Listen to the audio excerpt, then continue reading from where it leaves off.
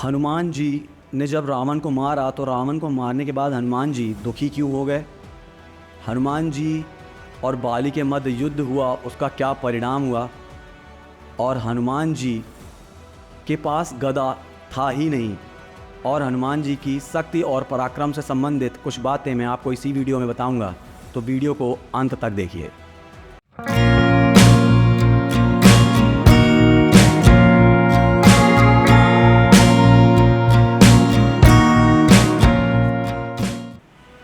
Hello दोस्तों, मैं हूं अभिषेक और स्वागत है आपका हमारे यूट्यूब चैनल में।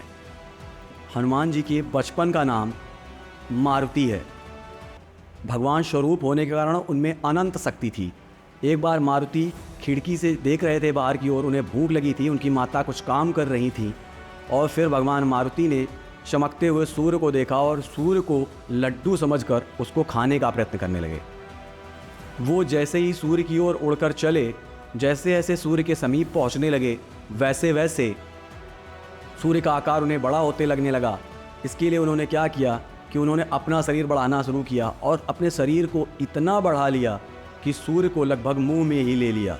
जब सूर्य उनके मुंह में आ गया, ऐसे में इंद्रदेव को लगा कि इस प्रकार से तो सृष्टि ही खत्म कर देंगे भगवान हनुमान, तो उन्होंने वज्र से प्रहार कर दिया और वज्र के प्रहार से मारुति के जबड़े पर चोट आ गई और जबड़ा विकृत हो गया। आपको बता दूं, विकृत जबड़े को ही हनु कहा जाता है। वहीं से मारुति का नाम हनुमान पड़ा। इसके बाद उसी समय भगवान ब्रह्मा प्रकट हुए। उन्होंने मारुति को यानी भगवान हनुमान को ब्रह्मास्त्र से कभी हानि ना होने का आशीर्वाद दिया। भगवान विश्वकर्मा ने उन्हें कौमुदी गदा दी। साथ ही साथ ये भी कहा कि कोई भी मेरे द्वारा बनाया गया अस्त्र हनुमान को क्षति नहीं पहुंचा सकेगा। आपको बता दूं कि ब्रह्मांड पुराण के अनुसार भगवान हनुमान के 5 भाई भी हैं। मतिमान, श्रुतिमान, कीर्तिमान, गतिमान, धृतिमान, ये उनके 5 भाई भी हैं। और साथ ही साथ जब हनुमान लंका को जलाकर वापस आ रहे थे तो पसीने की एक बूंद समुद्र में उपस्थित एक मगरमच्छ के मुंह में गिर जाने से उन्हें एक पुत्र उत्पन्न हुआ जिसका नाम मकरध्वज था। जहाँ कहीं भी भगवान हनुमान को चित्रित किया जाता है, वहाँ पर भगवान हनुमान अपने हाथ में कौमुदी गदा लिए हुए हैं। आपको बता दूं, कौमुदी गदा भगवान हनुमान को उपहार स्वरूप मिली थी और जहाँ भी वो जाते थे वो उसे हाथ में लिए रहते थे, ऐसा कहा जाता है। लेकिन युद्ध के समय, किसी भी समय युद्ध में कहीं पर भी वर्णन नहीं है कि उन्होंने गदा का प्रयोग किया है। जैसे सुंदरकांड की कुछ पंक्तियों में हनुमान जी के रावण के पुत्र से युद्ध का वर्णन है, वहाँ पर भी कहीं भी हनुमान जी ने गदा का प्रयोग नहीं किया है। जैसे सुंदरकांड में लिखा हुआ है, अति विशाल तरु एक उपारा, विरथ कीन लंकेश कुमारा, रहे महाबट ताके संगा, गई गई कपि मर्दई निजंगा। यानी एक अति विशाल तरु एक उपारा यानी एक विशालकाय पौधे को उखाड़ने का वर्णन है और उससे ही रावण के पुत्र को मारने का वर्णन है। ऐसे ही हनुमान जी स्वयं में ही इतने शक्तिशाली थे कि उनके घूंसे में इतनी शक्ति थी कि उस घूंसे की शक्ति से बड़े से बड़ा योद्धा डरता था, बड़े से बड़ा अस्त्र शस्त्र लिए हुए योद्धा भी उनसे डरता था। मेघनाद द्वारा घूंसे से डरने का वर्णन तो कई बार रामायण में किया गया है। आपको बता दूं कि जब मेघनाद हनुमान जी के समकक्ष आया तो हनुमान जी ने उसको एक ही घूंसा मारा और मूर्छित हो गया, जिसके लिए सुंदरकांड में ऐसी लाइनें कही गई हैं कि मुटिका मारी चढ़ा तरुजाई, यानी एक घूंसा मारकर पेड़ पर चढ़ गए हनुमान जी और ताही एक क्षण मूर्छा आई। और एक क्षण के लिए जो मेघनाद है वो बेहोश होने सा लगा, तो उनके घूंसे में इतनी शक्ति थी। इसके बाद मेघनाद क्या करता है, ब्रह्मास्त्र चला देता है हनुमान जी के ऊपर। हनुमान जी ब्रह्मास्त्र के आगे नमन करते हैं क्योंकि वो नहीं चाहते हैं कि ब्रह्मा जी का अपमान हो। और उसके बाद वो रावण के दरबार में पेश होते हैं। रावण के दरबार में उसके सारे सैनिक हनुमान जी के घूंसे की बड़ी बड़ाई करते हैं और कहते हैं, आपके पुत्र को तो एक ही घूंसे में इन्होंने मार दिया था। रावण कहता है, एक घूंसा तुम पहले मुझे मारो, फिर एक घूंसा मैं तुम्हें मारूंगा, देखते हैं किसके घूंसे में कितना दम है। हनुमान जी मुस्कुराते हुए कहते हैं कि पहला घूंसा तुम ही मार लो। क्यों? क्योंकि अगर मैंने पहला घूंसा मार दिया तो तुम इस अवस्था में ही नहीं रहोगे कि तुम मुझे घूंसा मार सको। ऐसा सुनकर रावण उत्तेजित हो जाता और अपनी पूरी सामर्थ्य के साथ हनुमान जी को ही घूसा लगाता है। जब हनुमान जी को घूसा पड़ता है तो हनुमान जी बस जरा सा खिसकते मात्र हैं उसके घूसे से, तो लोक विजयी रावण अपनी पूरी शक्ति जब लगा देता है तब ऐसा होता है।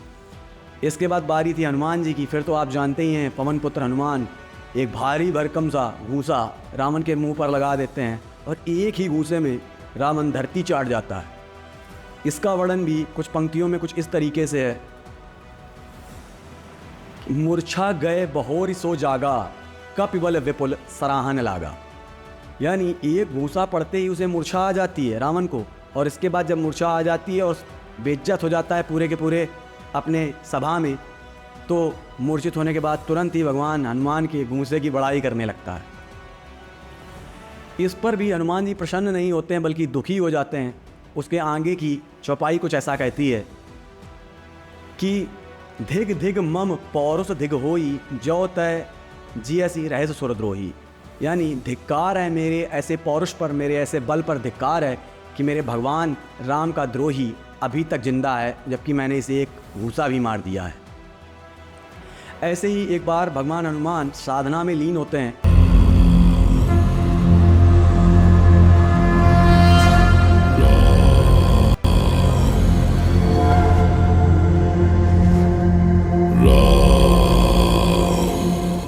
और बाली चिल्लाता हुआ वहाँ से गुजरता है और कहता है कि किसी में सामर्थ्य हो तो मुझसे युद्ध कर ले।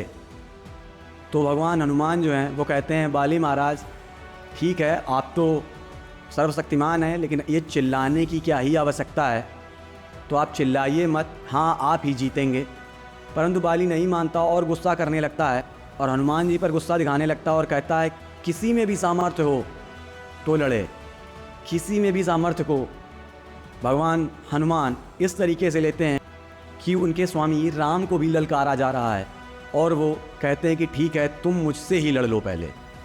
इसके बाद जब हनुमान जी बाली से द्वंद्व करने के लिए आगे बढ़ते हैं तो ब्रह्मा जी उन्हें रास्ते में रोक लेते हैं और कहते हैं कि हनुमान, तुम अपनी शक्ति का केवल 10% हिस्सा लेकर ही बाली के समकक्ष जाना, क्योंकि तुम्हारी इतनी असीम शक्ति है कि वो बड़े विनाश का कारण बन सकती है। हनुमान जी ब्रह्मा जी का कहना मान लेते हैं और अपनी ऊर्जा का केवल 10% हिस्सा लेकर ही बाली के सामने पहुंचते हैं। जैसे ही वो बाली के सामने पहुंचते हैं तो वरदान के फलस्वरूप बाली हनुमान जी की आधी शक्ति लेने लगता है। बाली कुछ समय में ही बहुत शक्ति का अनुभव करने लगता है। उसको लगता है कि अब तो मैं सर्वशक्तिमान होता जा रहा हूँ, लेकिन कुछ ही समय में वो समझ जाता है कि इतनी ज़्यादा शक्ति को सहन करने में उसका शरीर सक्षम नहीं है और धीरे धीरे उसकी नसें फटने लगती हैं, उसका मस्तिष्क फटने लगता है। वो जान जाता है कि वो इस शक्ति को संभाल नहीं सकता और बाली वहाँ से भाग जाता है और इस प्रकार से हनुमान जी विजयी हो जाते हैं। आपको बताऊं कि हनुमान जी जब युद्ध क्षेत्र में आते थे तो विशालकाय पहाड़ जैसे शरीर वाले और वज्र के समान देह वाले हनुमान जी जब अपने अनंत शक्ति से भरे घूंसे को युद्ध क्षेत्र में चलाते थे तो सैकड़ों सैनिक, हजारों सैनिक एक ही बार में मृत्यु को प्राप्त हो जाते थे। हनुमान जी जब राम नाम का उद्घोष करते थे युद्ध क्षेत्र में तो उससे ही सामने शत्रु के कान फट जाते थे, लोग व्याकुल होकर भागने लगते थे। और जब हनुमान जी पैर धरती पर पटकते थे तो पूरी धरती कांपने लगती थी, डोलने लगती थी। आपको बता दूं, इस प्रकार के पराक्रमी तेजस्वी महाराज हनुमान की शक्ति का कोई तोड़ नहीं है। वो सतयुग कलयुग सभी में मौजूद हैं और आज भी अपने साथ हैं। तो यदि आपको कभी डर लगे, आपको कभी लगे कि कोई बुरी शक्ति आपको डरा सकती है, तो बस भगवान हनुमान का नाम लीजिए, वो शक्ति स्वयं आपसे दूर भाग जाएगी। तो दोस्तों, अगर आपको ये वीडियो अच्छा लगा हो तो हमारे चैनल को सब्सक्राइब कर दीजिए, वीडियो को लाइक कर दीजिए। जय हनुमान, जय सिया राम।